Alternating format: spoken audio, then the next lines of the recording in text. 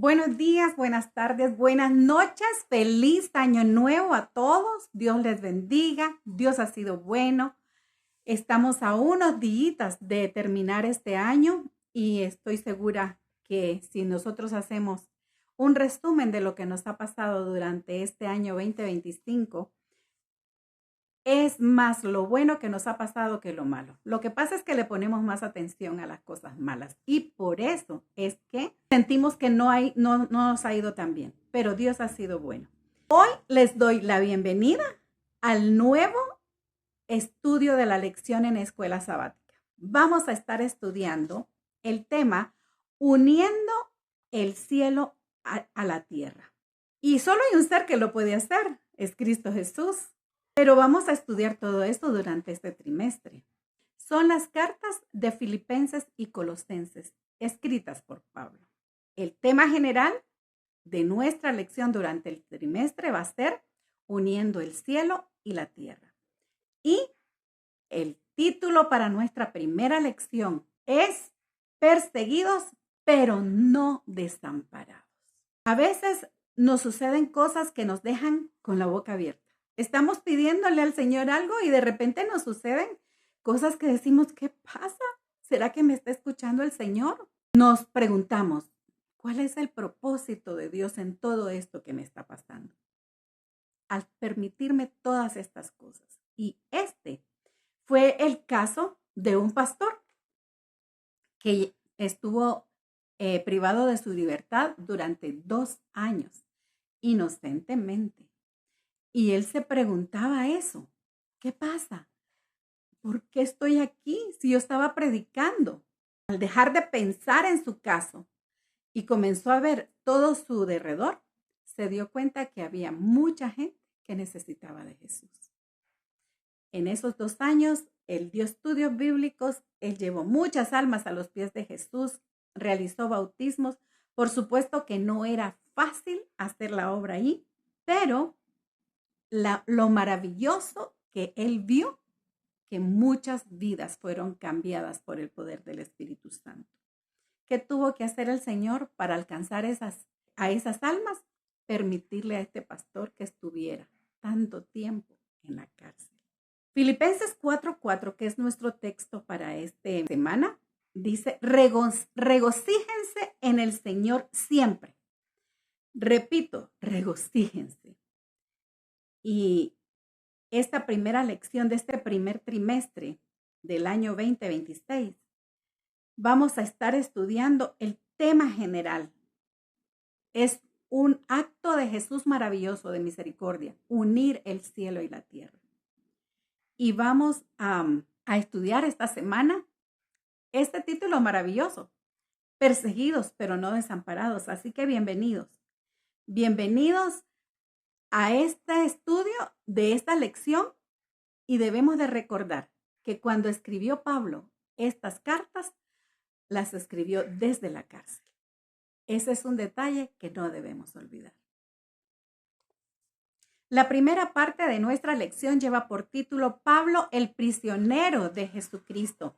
Y nosotros vamos a comenzar a ponerle el marco al estudio de la lección de escuela sabática de este trimestre.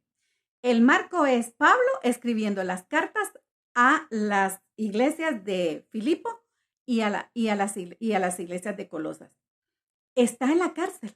Pablo está escribiendo esas cartas de la cárcel y a mí me gustaría que las leyeras de una vez, ahorita antes de iniciar el estudio del trimestre.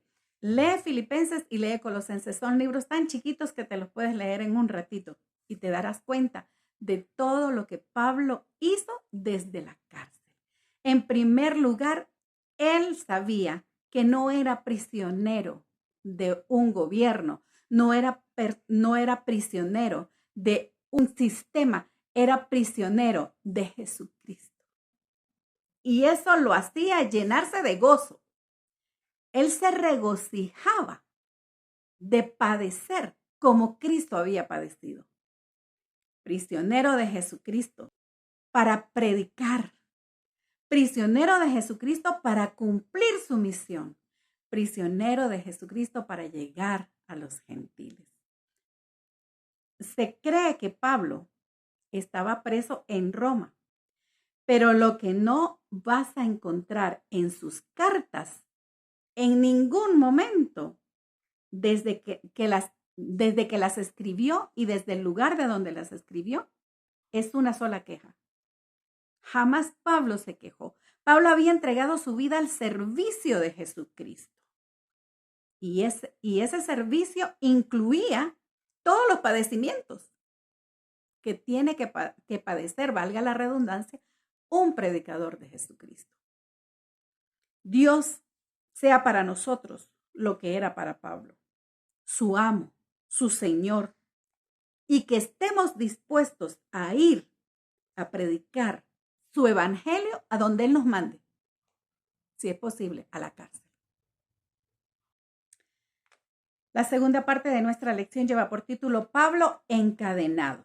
En varias ocasiones el Espíritu Santo guió a Pablo a determinados lugares y en cierta ocasión tuvo un sueño y en ese sueño vio a una persona que le rogaba: pasa a Macedonia y ayúdanos. Y Pablo menciona varios encarcelamientos durante su permanencia en Macedonia. El primer caso fue en Filipos. Filipos era una de las ciudades más importantes de Macedonia. Cuando a Pablo lo encarcelaron en Filipos, lo encadenaron, le pusieron cepos en sus pies. Y hay una persona, Ignacio de Antioquía, que era un cristiano de principios del siglo II, que estuvo en una condición semejante a Pablo. Y allí él describió a los soldados romanos como bestias salvajes, que cuando más amablemente se los trataba, peor ellos se comportaban. Y Pablo nunca habló de nada de eso en sus cartas. Nosotros leemos en 2 de Corintios 4, 7 al 12, que Pablo soportaba toda prueba por amor a Jesucristo. ¡Qué maravilla! Cómo Pablo se había entregado a Cristo en cuerpo y alma, como decimos, que su satisfacción llegó a ser dar su vida por la predicación del evangelio. Así dijo: si muero, muero feliz. Muero para Cristo. Pablo tenía en él los frutos del Espíritu Santo y esas eran sus armas con las que enfrentaba al enemigo. Eran sus armas de justicia que lo hacían soportarlo todo. Cuando enfrentes desafíos y cuando sientas que no puedes más, cuando sientas que te ahogas en los problemas, abre la Biblia y escucha la voz de Dios que te dice: no temas, porque yo estoy contigo. La tercera parte de nuestra lección lleva por título Pablo en Filipos. Filipos era la principal ciudad de la provincia de Macedonia. Esta provincia tenía grandes privilegios. Era tratada como una ciudad romana y tenía todos los privilegios de las ciudades romanas.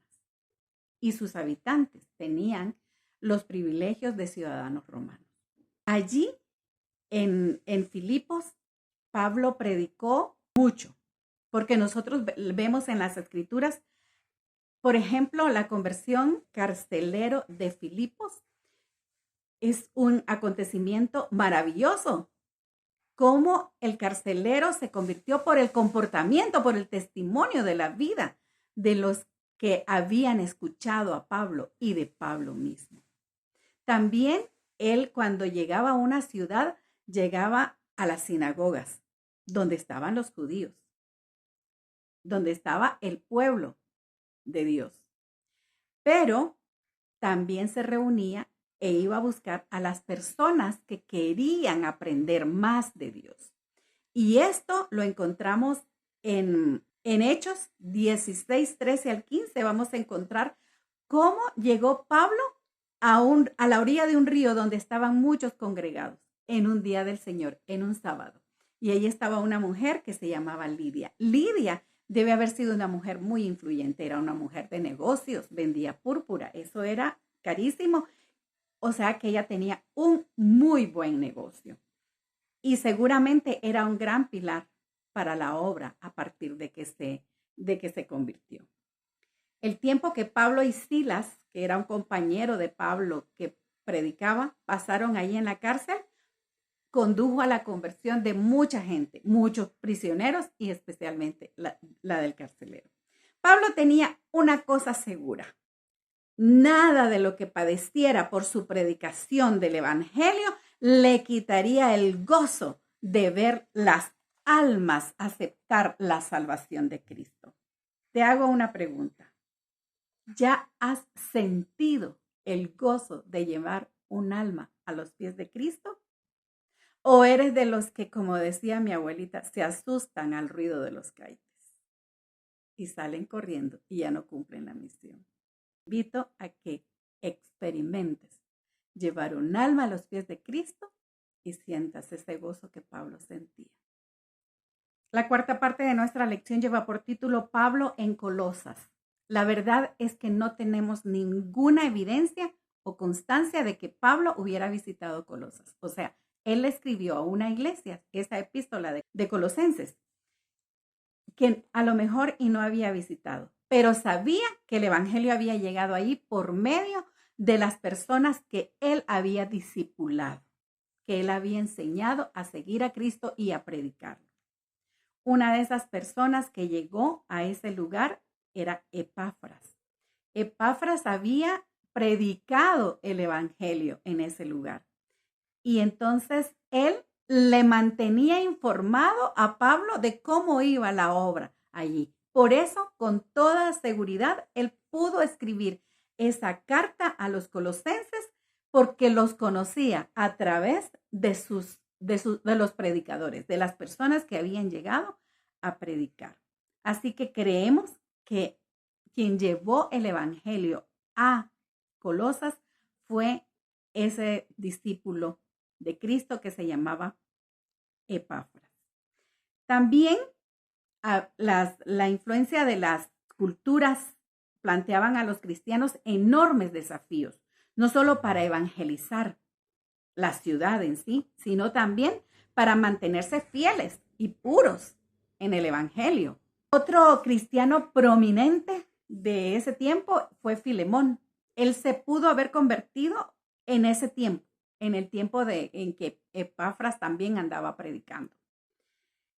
Nosotros conocemos a Filemón. Hay una carta que le escribió Pablo a Filemón por un esclavo que se llamaba Onésimo. Onésimo había huido y el castigo para los esclavos que huían de sus amos era la muerte. Entonces, pero Filemón se había convertido al evangelio. Así que Pablo le escribe una carta a Filemón y ustedes la pueden leer. Es un solo capítulo, es precioso, donde le dice que reciba a Onésimo como que si lo estuviera recibiendo a él. Ahora Onésimo se había convertido al evangelio también y ya no era más su esclavo, era su hermano en Cristo. Y miren, son cosas maravillosas y es que Cristo cambia las cosas. Cuando te encuentras con Cristo, nada sigue siendo igual. La quinta parte de nuestra lección lleva por título Las iglesias de Filipos y Colosas. Y a mí me encanta cómo Pablo comienza sus cartas a los filipenses y a los colosenses. Lo puedes leer en Filipenses 1, 1 al 3 y en Colosenses 1, 1 y 2. ¿Cómo les llama Pablo? Pablo miraba en cada miembro de sus iglesias a un santo de Jesucristo, a un santo del Señor. Los llamaba los cristianos santos. ¿Qué significaba eso? ¿Con qué ojos los miraba Pablo? Eso significaba que ellos habían sido apartados para el servicio del Señor y así los miraba Pablo. Pablo no miraba su humanidad pecaminosa, Pablo miraba el potencial que tenían para entregar a la predicación de Cristo Jesús. También Pablo en esas cartas se refiere a los obispos. Los obispos eran los ancianos, eran los líderes de las iglesias. Y Pablo tenía en gran estima ese trabajo de ellos, porque no es fácil administrar una congregación y ellos lo hacían. Pablo había capacitado a ellos en el conocimiento, pero el Espíritu Santo los capacitaba en el trabajo del campo.